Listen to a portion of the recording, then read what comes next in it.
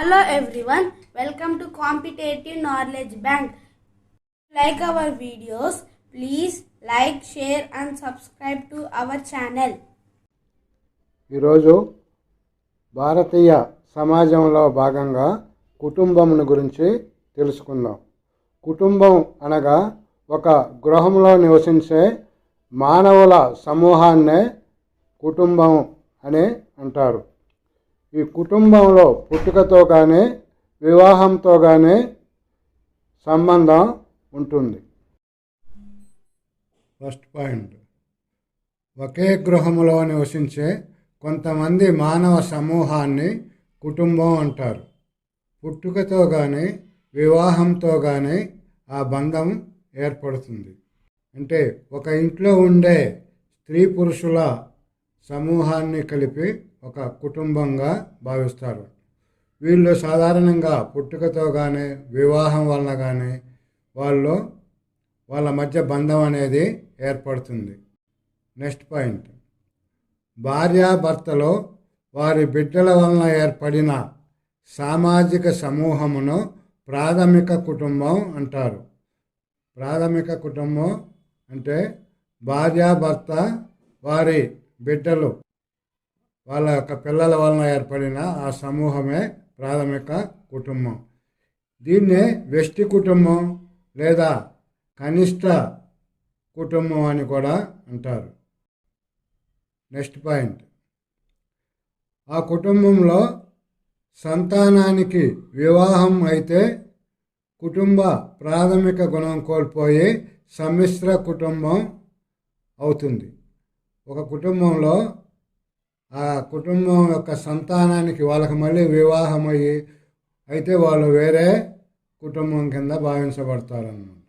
అలా ఆ ప్రాథమిక కుటుంబం యొక్క ఆ గుణం కోల్పోయి అవి సమ్మిశ్ర కుటుంబం అవుతుంది.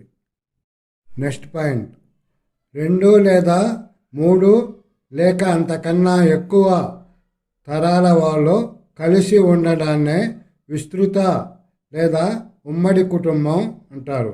2 తరాల వాళ్ళు కానీ 3 తరాల వాళ్ళు కానీ ఇంకా ఎక్కువ తరాలు కూడా, కొంతమంది చాలా ఎక్కువ తరాల నుంచి కూడా ఆ కుటుంబం విడిపోకుండా ఉంటుంది. అలాంటి కుటుంబాన్ని విస్తృత కుటుంబం లేకపోతే మనం ఉమ్మడి కుటుంబం అని అంటారు. నెక్స్ట్ పాయింట్, పతి స్థానిక లేదా పితృస్వామిక విస్తృత కుటుంబం. ఒకరు లేదా ఇద్దరు సోదరులు, వారి భార్యలు, వారి అవివాహిత కొడుకులు కూతుళ్ళు, ఇంకా వివాహితులు అయిన కొడుకులు, వారి భార్యలు మరియు వారి సంతానం, ఇలా వీళ్ళందరూ కూడా కలిసి ఒకే కుటుంబంగా ఉంటే దాన్ని పితృస్వామిక విస్తృత కుటుంబం లేక పతి స్థానిక కుటుంబం అని విస్తృత కుటుంబం అని అంటారు. నెక్స్ట్ పాయింట్, పత్ని స్థానిక లేక మాతృస్వామిక విస్తృత కుటుంబం. ఒకరు లేదా ఇద్దరు అక్కా చెల్లెళ్ళు, వివాహితులు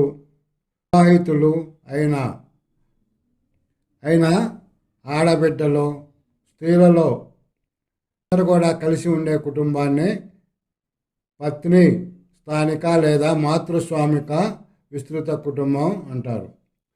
పతి స్థానిక అంటే పితృస్వామిక కుటుంబానికి పూర్తిగా భిన్నమైనది మాతృస్వామిక విస్తృత కుటుంబం. ఈ కుటుంబంలో స్త్రీలలో జ్యేష్ఠ అయిన వాళ్ళు అంటే పెద్ద స్త్రీలో ఆ కుటుంబంలో ఎవరైతే స్త్రీ పెద్దవాళ్ళుగా ఉంటారో వాళ్లకు అధికారం, ఆ కుటుంబం మీద అధికారం అనేది ఉంటుంది. నెక్స్ట్ పాయింట్, ద్విస్థానిక విస్తృత కుటుంబం. దంపతుల్లో వారి కొడుకులలో కొంతమంది, కూతుళ్లలో కొందరు, మనుమలు మనుమరాళ్ళు కలిసి ఉండడం కుటుంబాన్ని ద్విస్థానిక విస్తృత కుటుంబం అంటారు. అంటే అటు పతి స్థానిక కుటుంబం యొక్క లక్షణాలు, ఇటు పత్ని స్థానిక యొక్క కుటుంబం లక్షణాలు కూడా కలిగి ఉంటాయి. అంటే మాతృస్వామిక విస్తృత కుటుంబం లక్షణాలు, అట్లనే పితృస్వామిక విస్తృత కుటుంబం లక్షణాలు కలిపి ఉండేదాన్ని ద్విస్థానిక విస్తృత కుటుంబం అంటారు. ఇలాంటి కుటుంబాలు అనేవి చాలా అరుదుగా ఉంటాయి అని జార్జ్ పీటర్ ముర్తాక్ అనే ఒక చరిత్రకారుడు చెప్పాడు. జార్జి పీటర్ ముర్తాక్ ఆయన చెప్పాడు, ఇలాంటి కుటుంబాలు అనేవి చాలా అరుదుగా మాత్రమే ఉంటాయి. నెక్స్ట్ పాయింట్, బహు భార్యత్వ కుటుంబాలు. ఈ రకమైన కుటుంబాలు సుక్సి, కిబ్జీ, లాకర్, లసు, మర్గీగిన్, బైగా, తూనార్ లాంటి కొన్ని గిరిజన తెగల్లో ఇలాంటి కుటుంబ వ్యవస్థ ఉంటుంది. అంటే ఎక్కువ మంది భార్యలు ఉంటారు. ఒక భర్తకు ఎక్కువ మంది భార్యలు కలిగి ఉండే కుటుంబ వ్యవస్థ. ఇవి కొన్ని గిరిజన తెగల్లో ఇలాంటి కుటుంబ వ్యవస్థలో ఉన్నాయి. నెక్స్ట్, బహు భర్తత్వ కుటుంబం.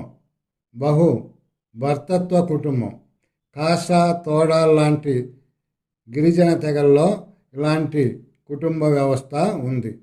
ఒక వ్యక్తికి ఎక్కువ మంది, ఒక స్త్రీకి ఎక్కువ మంది భర్తలో ఉండడం కాసా, తోడా లాంటి జాతుల్లో ఈ విధానం ఆచరణలో ఉంది. నెక్స్ట్ పాయింట్, కేంద్రక కుటుంబం లేక న్యూక్లియర్ ఫ్యామిలీ అంటారు. భార్య, భర్త, అవివాహిత పిల్లలు ఉండే కుటుంబాన్ని కేంద్రక కుటుంబము లేక న్యూక్లియర్ ఫ్యామిలీ అంటారు. అంటే భార్య, భర్త, వాళ్ళ అవివాహితులు అంటే పెళ్లి కాని పిల్లలు మాత్రమే ఆ కుటుంబంలో సభ్యులుగా ఉంటారు. అలాంటి కుటుంబాన్ని కేంద్రక కుటుంబం అంటారు. ఇలాంటి కుటుంబాలే ప్రస్తుతం ఎక్కువ ఆచరణలో ఉన్నాయి. నెక్స్ట్, ప్రకార్య ఉమ్మడి కుటుంబం. ప్రకార్య ఉమ్మడి కుటుంబ వ్యవస్థ రక్త సంబంధం ఉన్న రెండు సమూహాలు విడివిడిగా ఉన్నప్పటికీ ఉమ్మడిగా కార్యకలాపాలు నిర్వహించటం. ఈ రకమైన కుటుంబ వ్యవస్థలో అంటే రెండు కుటుంబాలు అంటే భార్య భర్తలు వాళ్ళ పిల్లలు వేరువేరుగా ఉండటం, వేరువేరు గృహాల్లో ఉన్నా కూడా వాళ్ళ కార్యకలాపాలు అనేవి పనులన్నీ, ఆస్తులు ఉన్నా ఏమైనా పొలాలు కానీ వాటి మీద ఉమ్మడిగా పనులు నిర్వహిస్తారు. ఆదాయం కూడా ఉమ్మడిగా ఉంటుంది. అలాంటి వ్యవస్థను ప్రకార్య ఉమ్మడి కుటుంబ వ్యవస్థ అని అంటారు. నెక్స్ట్ పాయింట్, ప్రకార్య గణనీయ ఉమ్మడి కుటుంబం, ఫంక్షనల్ కుటుంబం అని కూడా అంటారు. ఆస్తి విషయంలో ఉమ్మడి కార్యకలాపాలు నిర్వహిస్తారు. అంటే ఆస్తిపాస్తులన్నీ కూడా ఉమ్మడిగానే ఉంటాయి. అలాంటి కుటుంబాన్ని ప్రకార్య గణనీయ ఉమ్మడి కుటుంబం అంటారు. నెక్స్ట్ పాయింట్, ఉపాంత ఉమ్మడి కుటుంబం. రెండు తరాలు ఉమ్మడి సభ్యులు కలిసి కార్యకలాపాలు నిర్వహిస్తారు. రెండు తరాల వాళ్ళు ఈ కార్యకలాపాలు, వాళ్ళ ఆస్తులకు సంబంధించిన పనులన్నీ కూడా ఉమ్మడిగానే నిర్వహిస్తారు. అలాంటి కుటుంబ వ్యవస్థను ఉపాంత ఉమ్మడి కుటుంబ వ్యవస్థ అని అంటారు. నెక్స్ట్ పాయింట్, సహజీవనం. సహజీవనం అంటే వివాహం కాకుండానే కలిసి ఉండటం. ఒక స్త్రీ పురుషులు ఇద్దరు కూడా వివాహం కాకుండా కలిసి ఉండే వ్యవస్థను సహజీవనం అంటారు. నెక్స్ట్ పాయింట్, డింకు కుటుంబం. సంతానం అవసరం లేదనుకోవడం ఈ కుటుంబ వ్యవస్థ యొక్క లక్షణం.